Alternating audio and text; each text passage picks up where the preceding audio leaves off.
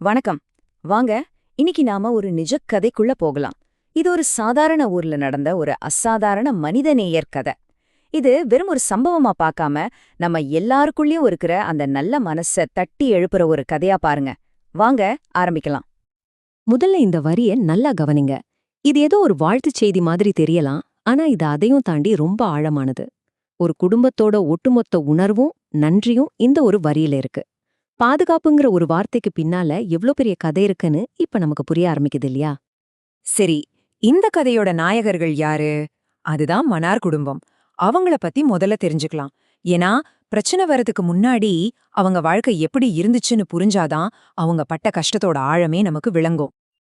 அவங்க ஒன்னும் பெரிய ஆட்கள் இல்ல, நம்மள மாதிரி ஒரு சாதாரண குடும்பம் தான். தன்னோட ஊர்ல சுத்தி இருக்கிறவங்களோட ரொம்ப அன்பா அமைதியா வாழ்ந்துட்டு இருந்தாங்க. ஆனா அவங்களுக்கே தெரியாம இந்த அமைதிய கலைக்க ஒரு பெரிய புயல் காத்துட்டு இருந்துச்சு.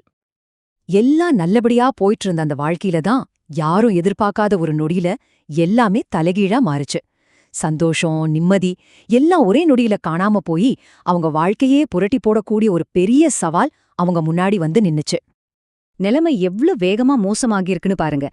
நாள் ஒரு சின்னதா ஒரு சவால் வருது. ஆனா 4வது நாள்ல பாத்தீங்கன்னா அதுவே கட்டுக்கடங்காம போகுது.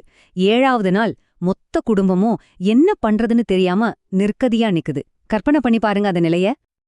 அந்த நொடியில தான் அவங்களுக்கு ஒரு விஷயம் நல்லா புரிஞ்சுது. இத நம்மளால தனியா சமாளிக்கவே முடியாத ஒண்ணு, நம்ம சக்திக்கு மீறின ஒரு பெரிய பிரச்சனை இதுன்னு அவங்க உணர்ந்தாங்க. இப்படி எல்லா வழியும் அடைஞ்சு போன மாதிரி இருந்த நேரத்துல தான் கதையோட திருப்புமுனை நடக்குது. அவங்களுடைய எல்லா கேள்விகளுக்கும் பதிலா ஒரு நம்பிக்கை நட்சத்திரமா வேணுகோபால் உள்ள வர்றார். நம்ம பாதுகாவலர்னு சொல்றோம்ல, அதுக்கு அர்த்தம் என்ன? மன்னார் குடும்பத்தை பொறுத்த வரைக்கும் அது ஒரு வார்த்தை இல்ல, அது வேணுகோபால். அவ்வளவுதான்.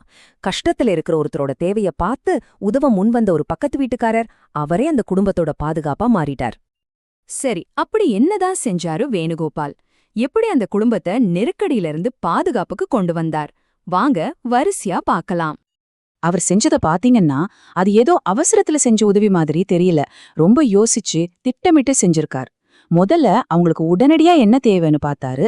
அப்புறம் தன்னால மட்டும் முடியாதுன்னு தெரிஞ்சு ஊரைய ஒண்ணு சேர்த்தாரு. அதுக்கப்புறம் நேரடியா களத்துல இறங்கி பாதுகாப்பான இடத்தையும் மத்த உதவிகளையும் செஞ்சாரு. அதோட நிக்காம அவங்க எதிர்காலமும் நல்லா இருக்கணும்னு உறுதி செஞ்சார். இதுதான் ஒரு முழுமையான உதவி. இப்ப பாருங்க, வேணுகோபால் வர்றதுக்கு முன்னாடி அந்த குடும்பத்தோட நிலைமை என்ன?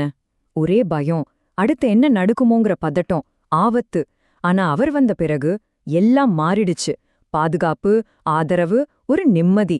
பாத்தீங்களா, ஒரு தனி மனுஷனோட செயல் எவ்வளவு பெரிய மாற்றத்தை உண்டாக்க முடியும்னு. இது வெறும் நம்பர் 1 இல்ல, இது ஒரு குடும்பம். இது ஒரு குடும்பத்தோட எதிர்காலம்.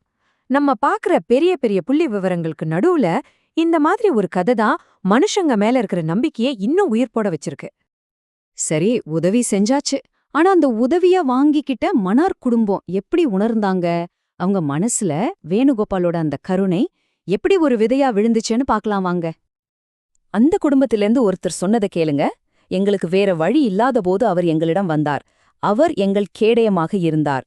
யோசிச்சு பாருங்க, ஒரு மனுஷனை கேடயம்னு சொல்றாங்கன்னா அவங்க எந்த அளவுக்கு ஒரு பாதுகாப்பை உணர்ந்திருப்பாங்க.